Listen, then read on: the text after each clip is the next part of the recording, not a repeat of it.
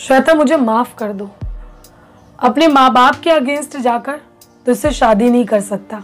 So finally मैंने लिख ली boys के लिए स्क्रिप्ट। जैसे कि आप जानते हैं कि कुछ वक्त पहले मैंने कम्युनिटी टैब में लड़कियों के लिए स्क्रिप्ट डाली थी। उसके बाद से मुझे काफ़ी सारे मैसेज आना शुरू हो गए कि मैम आपने लड़कों के लिए स्क्रिप्ट प्रोवाइड क्यों नहीं करी, हमें भी स्क्रिप्ट दीजिए ताकि हम भी अपने आप को तैयार करें और आपको ऑडिशन भेजें। जैसे कि मैंने एक वीडियो बनाया था, उसमें मैंने ये भी बताया था कि ऐसे मैं आपको कोई भी स्क्रिप्ट नहीं दूंगी। चाहूँ तो मैं आपको गूगल से बहुत सारी स्क्रिप्ट दे सकती हूँ उठा करके, लेकिन वो काम मैं नहीं करना चाहती हूँ। मैं आपको स्क्रिप्ट वही दूंगी जो मैं लिखूंगी या फिर वो स्क्रिप्ट मेरे पास होगी। जैसे कि कोई मैंने शो किया हो जिसका मैंने ऑडिशन किया हो। साक्षी वाली स्क्रिप्ट मेरे पास थी क्योंकि वो मैंने शो किया था, मैंने ऑडिशन लिया था। वॉइस की स्क्रिप्ट मेरे पास अवेलेबल नहीं थी क्योंकि मुझे वक्त चाहिए था स्क्रिप्ट लिखने के लिए। अब मैंने वो स्क्रिप्ट लिख ली है और आज के इस वीडियो में मैं आपको वो स्क्रिप्ट भी दूंगी और कैरेक्टर भी समझाऊंगी ताकि आप मुझे रिकॉर्ड करके ऑडिशन भेज सके। तो प्लीज़ इस वीडियो को पूरा देखिएगा। वीडियो शुरू करने से पहले सिर्फ इतना कहना चाहती हूँ कि प्लीज़ मेरे चैनल को सब्सक्राइब करें, बेल आइकन को प्रेस करें ताकि आने वाले वीडियोस के नोटिफिकेशन आप तक के पहुँच सके। तो चलिए दोस्तों वीडियो स्टार्ट करते हैं। तो हेलो दोस्तों, मेरा नाम है जोया और मैं हूँ एक कास्टिंग डायरेक्टर। आज जो मैं स्क्रिप्ट आपको प्रोवाइड करने वाली हूँ वो स्क्रिप्ट मैंने खुद लिखी है। मुझे लिखना काफ़ी ज़्यादा अच्छा लगता है तो इसी वजह से मैं लिखती हूँ। और जब लोगों के मैसेज आए मुझे कि हमें स्क्रिप्ट दिया करिए ताकि हम अपने आप को प्रिपेयर करें ऑडिशन के लिए, तभी से मैंने स्क्रिप्ट स्टार्ट की लिखना। पहले भी मैं लिखती थी, कुछ मैंने स्क्रिप्ट लिख रखी थी, लेकिन अब मैं आप लोगों के लिए खास करके स्क्रिप्ट लिखूंगी ताकि आप अपने आप को प्रिपेयर कर सकें। तो मैं ये कोशिश करूंगी कि एटलीस्ट हफ्ते में लड़के लड़कियां और बच्चों को एक एक स्क्रिप्ट में प्रोवाइड कर सकूं। तो आज मैं लड़कों के लिए स्क्रिप्ट प्रोवाइड कर रही हूं। राजीव अपनी गर्लफ्रेंड से बात कर रहा है, उसे समझाने की कोशिश कर रहा है और जो गर्लफ्रेंड है उसका नाम श्वेता है। राजीव अपनी गर्लफ्रेंड से कहता है, श्वेता मुझे माफ कर दो। मैं अपने माँ बाप के अगेंस्ट जाकर तुझसे शादी नहीं कर सकता, पर मैं तुमसे बहुत प्यार करता हूँ और तुमसे दूर भी नहीं रह सकता। ऐसा लगता है मेरी किस्मत में तुम नहीं हो। एक तरफ वो हैं जिन्होंने मुझे पैदा किया, पाल पोस के बड़ा किया, मेरी हर ख्वाहिश पूरी की, और एक तरफ तुम हो जिसे मैंने दिलो जान से चाहा। सोचा था हमारी शादी होगी, 2 क्यूट से बच्चे होंगे, पर जैसा हम सोचते हैं वैसा होता कहाँ है। कुछ लोग ऐसा करते हैं, एक लड़की के लिए अपने माँ बाप को छोड़ देते हैं, पर उनमें से मैं नहीं हूँ।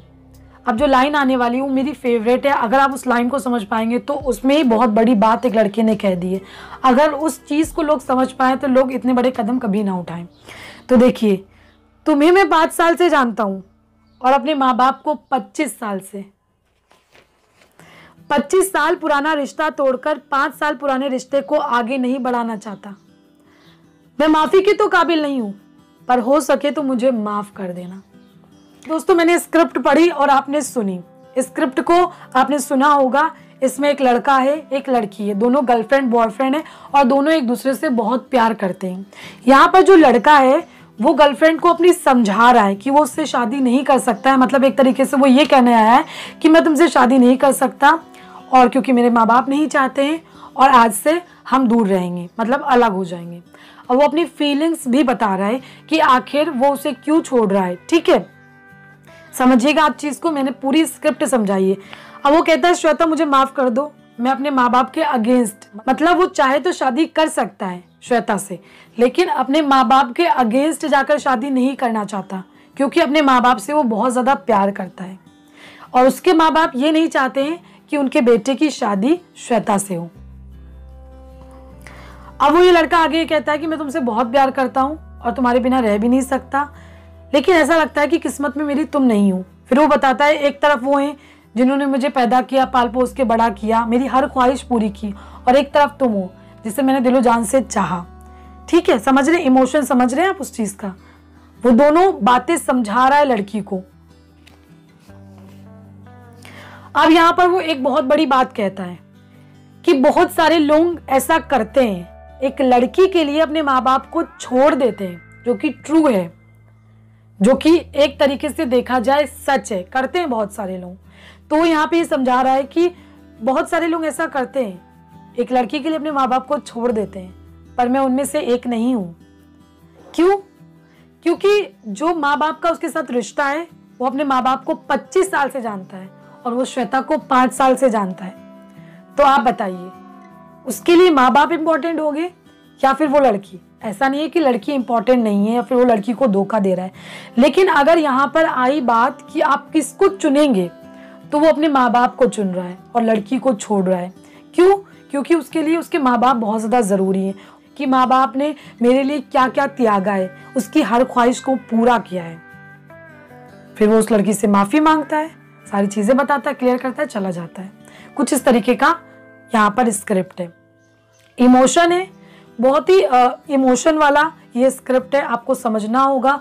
मैंने आपको समझा दिया है कि ये कैसा स्क्रिप्ट है, तो आप स्क्रिप्ट को समझिए। अब आपको ऑडिशन मुझे भेजना है रिकॉर्ड करके आप मुझे मेल करिए, और जिन भी 5 बॉयज़ के सबसे अच्छे ऑडिशन मुझे लगेंगे, मैं उनका ऑडिशन अपने सोशल मीडिया अकाउंट पर शेयर करूंगी और उनके ऑडिशन मैं आगे लोगों को खुद भी भेजूंगी।